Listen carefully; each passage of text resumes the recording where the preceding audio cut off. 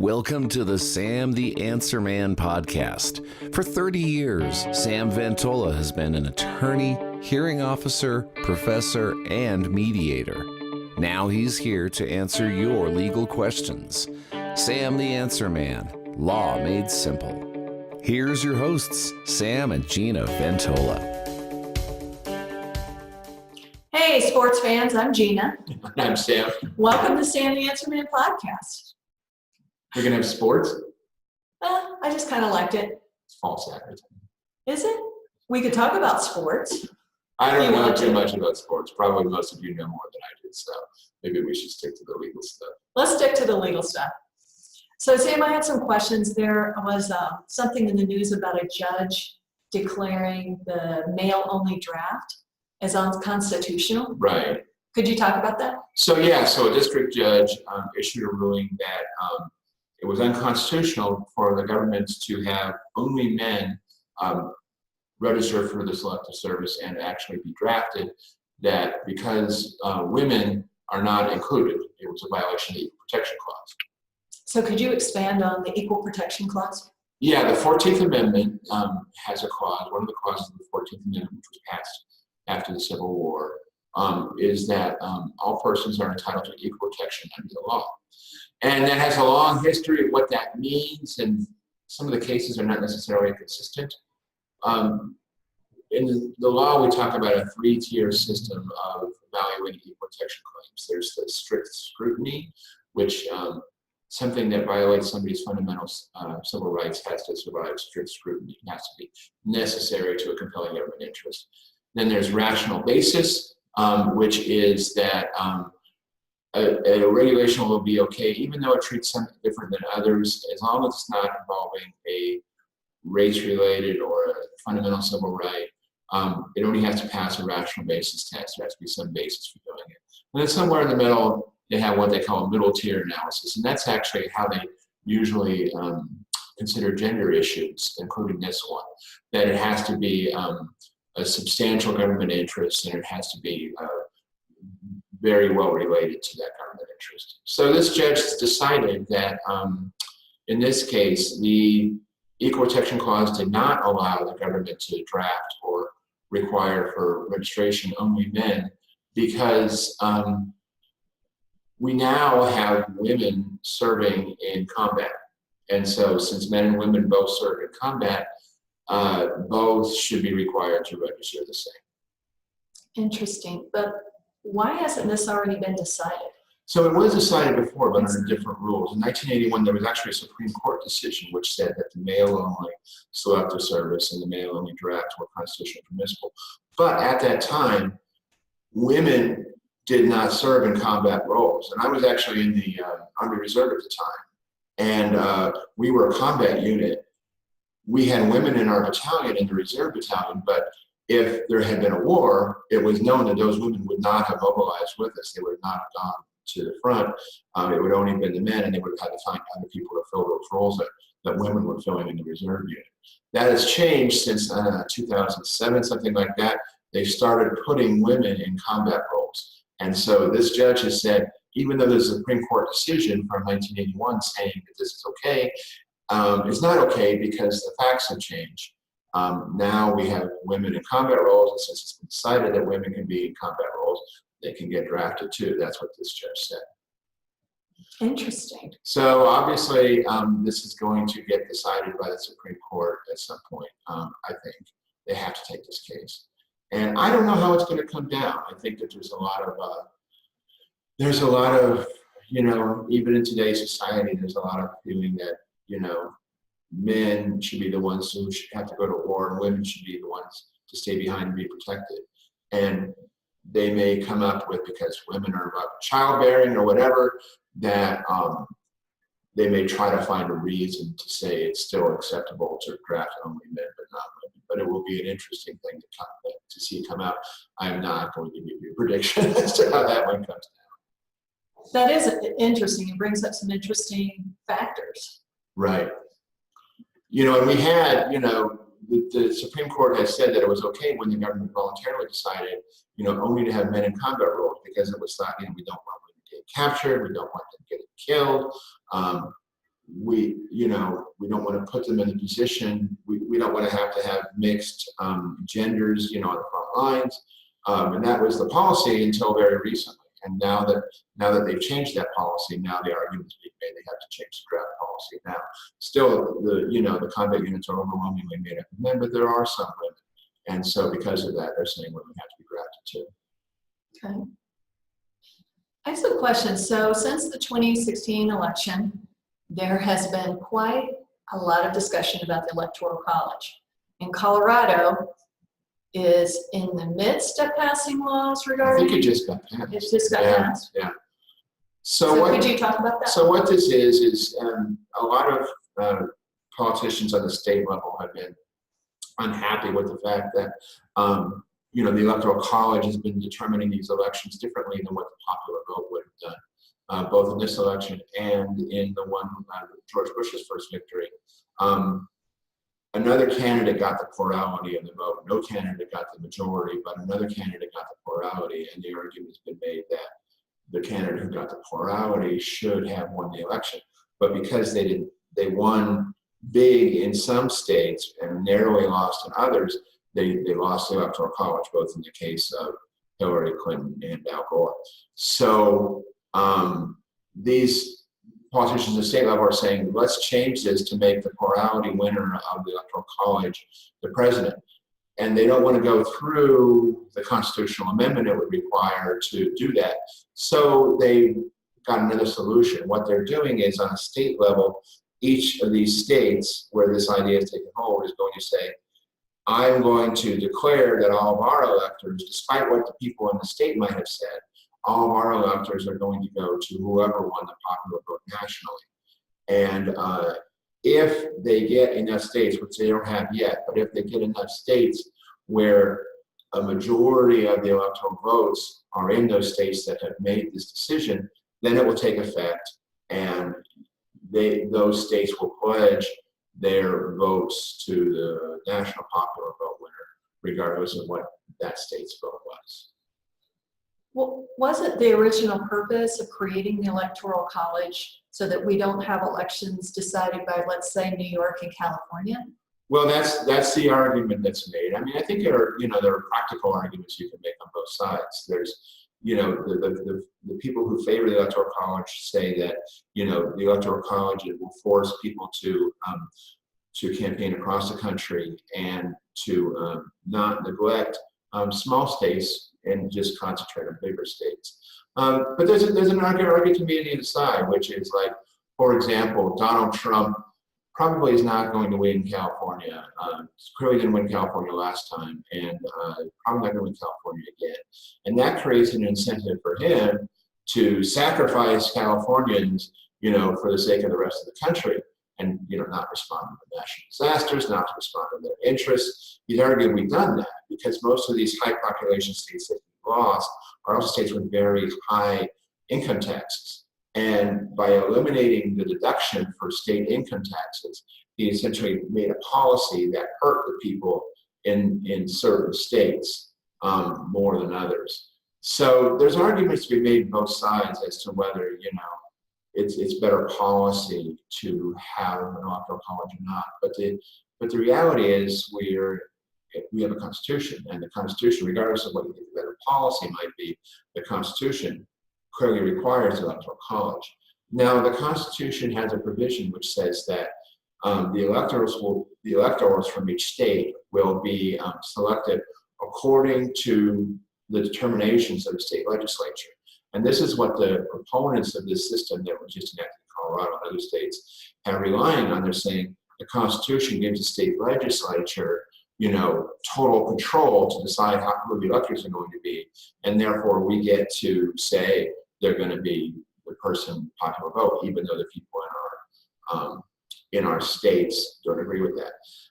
I think that's an iffy constitutional proposition. I frankly think it's not one that's going to win. I will make a prediction on this one if it ever goes there. Now, we may not have litigation on this for a long time because we talked in a previous podcast about the doctrine of rightness. You can't bring a constitutional suit unless you can show that the problem is immediate.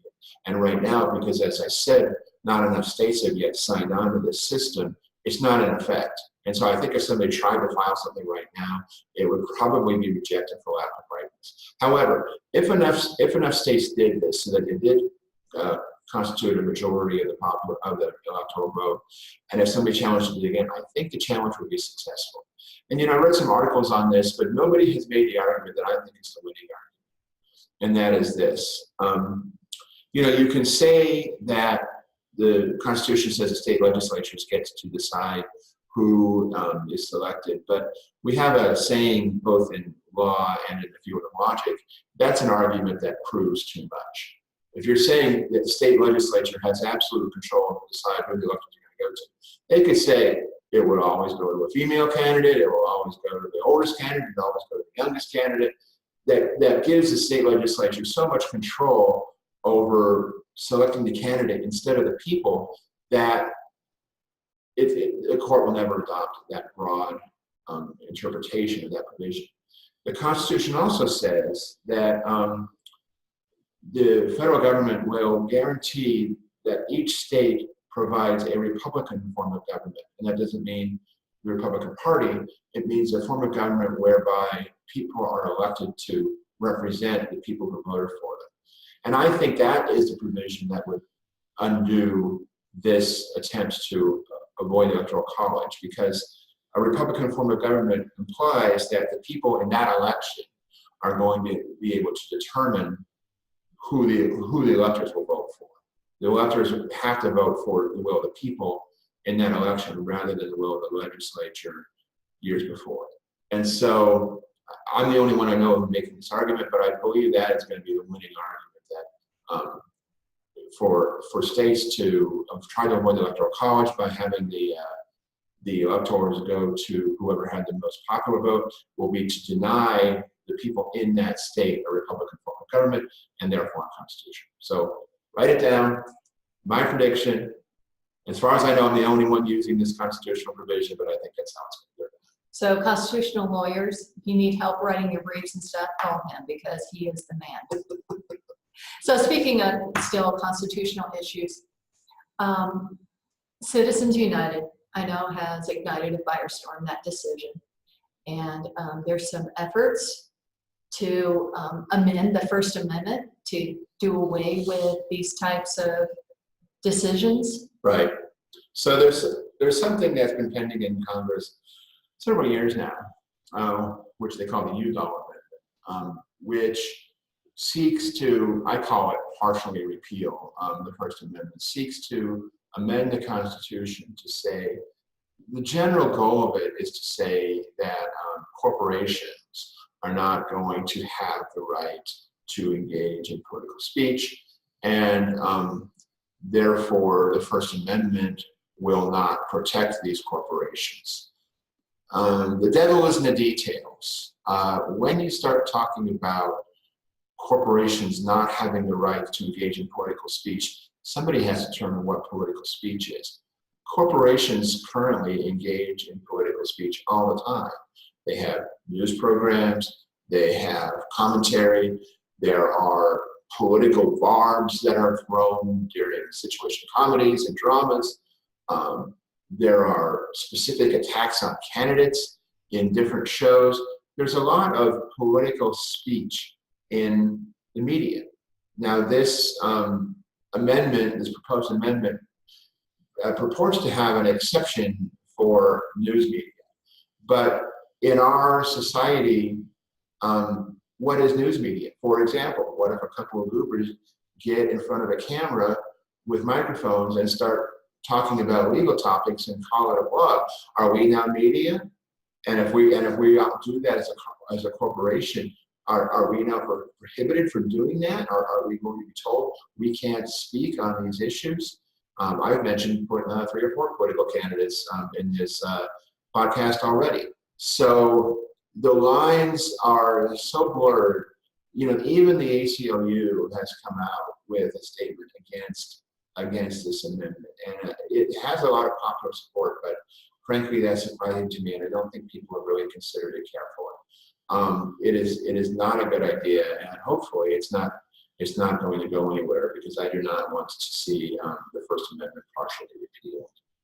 You know, the other thing is people saying, you know, corporations shouldn't have these rights, and that was a big dispute that came down in the Hobby Lobby case, where a corporation was granted rights under the Restoration of Religious Freedom Act. And it was said, well, a corporation doesn't have religious freedom. A corporation doesn't have First Amendment rights. But we didn't say that when we had New York Times versus Sullivan, for example, which was a famous defamation case and protected the rights of newspapers which are corporations, New York Times is a corporation, to speak without having defamation suits thrown at them all the time. We've always recognized the rights of corporations to freedom of speech. And it's not so much that we're recognizing the corporation, but we're recognizing the rights of individuals to come together in corporations and do these things together, rather than having to do them as individuals. They probably don't have the money, or as general partnerships, because that would subject them all to all the liabilities of the corporations. It makes sense if you're going to allow corporations to engage in financial activities, they should be allowed to engage in political activities as well. So we as citizens pay taxes, right? Yes. And corporations, which are defined as a non-human person, right, pay taxes. Currently, sometimes, you know, the That's headlines true. are coming out that big corporations like Amazon and Facebook and Google are making millions of dollars, but they find ways not to pay taxes. But I don't think the payment of taxes, I mean, I don't think an individual who doesn't pay taxes, and there are nearly half of the people who don't pay taxes, should be denied First Amendment rights. We have these rights as citizens to speak, and I think we have the right to come together as groups to speak together, such as in a corporation. So you've already discussed, but I'm just going to cover this because it's a question I'm sure you guys probably want to know. Is this a good idea, this amendment? Well, not in my opinion. And again, it's something that a lot of people think is a good idea when they look at it, but I think if you look harder, it might not. And I recommend to you that you seek out the, Google, there's Google again, Google the ACLU response to the Udall Amendment. They put the arguments together pretty well there, that this is destructive, or at least chilling of free speech, and should not be enacted. Do you think it's kind of getting in the territory of, because I don't like what you're saying, I want to suppress what you're saying? I do think that. I mean, people don't like the idea that people who have more money than they do have more access to political speech than they do, and I understand that. But we're always going to have that. If you pass this amendment, individuals with huge war chests are going to be able to spend that money still, because they're not corporations. The idea of people being able to come together in a corporation is leveling. Is that even though each of us doesn't have a lot of money, we can come together and contribute to a corporation. That is, the Citizens United case was about a corporation that made a movie critical of Hillary Clinton. Hillary Clinton is individually very rich, very powerful. She can speak. She has other very rich and powerful friends who can speak in her favor. Shouldn't people be able to come together and speak the other way? And I think you take that away if you start to say that you can't engage in freedom of speech through a corporation. So I think we can sum it up in one quote that you did, I think, in our very first podcast, that free speech covers even stupid crap that people say. Yeah, even stupid crap. And I never saw the movie that the original Citizens United case was about. It may have been very stupid crap, but we shouldn't have government monitors, deciding what's stupid, or deciding whether something is truly news media or not. Those kinds of decisions should not be left to the government, because anytime you leave into a government agency or bureaucracy the ability to do that, you create the opportunity for it to be abused, to be wielded against people who speak differently than what the government bureaucrats would want. Well, there you have it. Thank you, Sam. That was pretty informative. Not as good as sports, but still. Not as good as sports. We're just so glad that you're listening to our podcast. Sam has written a great article regarding these recent constitutional issues, and check it out on our website at ventolalaw.com. If you want to email sam@ventolalaw.com. If you want to reach out to us on social media, we're on Facebook, Instagram, Twitter, and is there anything? Oh, and LinkedIn. If you want to reach out to Sam and me individually, we're both there. And again, we're so glad that you're watching. Yes, if you want to catch our podcast, let us not forget the audio outlets of our podcast, which are on iTunes and Spotify. And on our video podcast, they're on YouTube. And so we want to give a shout out also to, do you know we have other people that help us make this podcast happen? We're going to give a shout out to our friend Dean, who does the audio for this. And Dean is awesome. And if you have audio needs, let me know. I'll put you in touch with him. And on the video, other than the very talented Tony, who makes us look a lot better than we do. And if you have audio needs, let me know. I'll put you in touch with Tony. You guys have a great week, and thanks for watching and listening. Thank you. If you would like to discuss your legal issue with Sam, please contact Ventola Law at 303-864-9797 or check out our website at www.ventolalaw.com. Ventola Law, mediation and legal representation at an expert level.